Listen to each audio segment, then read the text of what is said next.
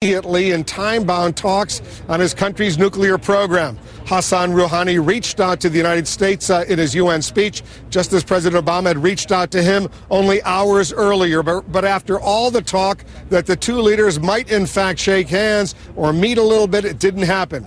Here's our senior White House correspondent, Jim Acosta. It was a toast to diplomacy at the United Nations as President Obama staked much of his second term on new initiatives to stop Iran from building a nuclear arsenal and to rid Syria of its chemical weapons. Today I want to outline... Standing before the UN General Assembly, Mr. Obama tried to ease tensions between the U.S. and Iran, taking note of the moderate tone struck by Iranian President Hassan Rouhani in recent weeks. We are determined to prevent Iran from developing a nuclear weapon. We are not seeking regime change, and we respect the right of the Iranian people to access peaceful nuclear energy. But there were still words of caution as the president tapped Secretary of State John Kerry as his point man to make sure the Iranians are serious.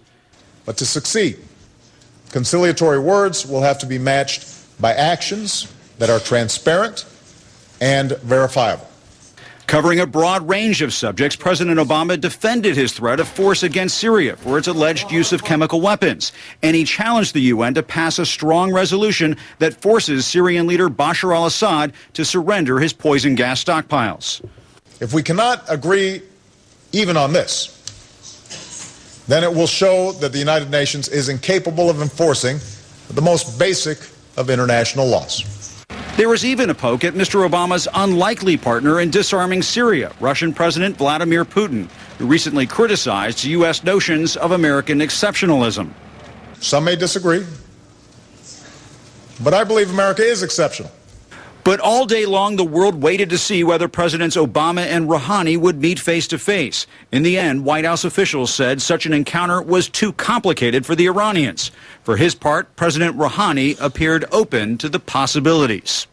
Iran poses absolutely no threat to the world or the region, in fact, in ideals as well as in actual practice. Despite the diplomatic strides made in New York, President Obama has arguably more pressing matters awaiting him in Washington, where a potential government shutdown is just days away. It's now Secretary of State John Kerry's task to keep tabs on Iran's nuclear program. Kerry's next meeting with the Iranians, the highest level of its kind since 2007, is set for Thursday. Wolf. Jim Acosta, thanks very much. We're going to have much more from what's happening here at the United Nations, but I quickly want to go to Capitol Hill, where Republican Senator Ted Cruz is vowing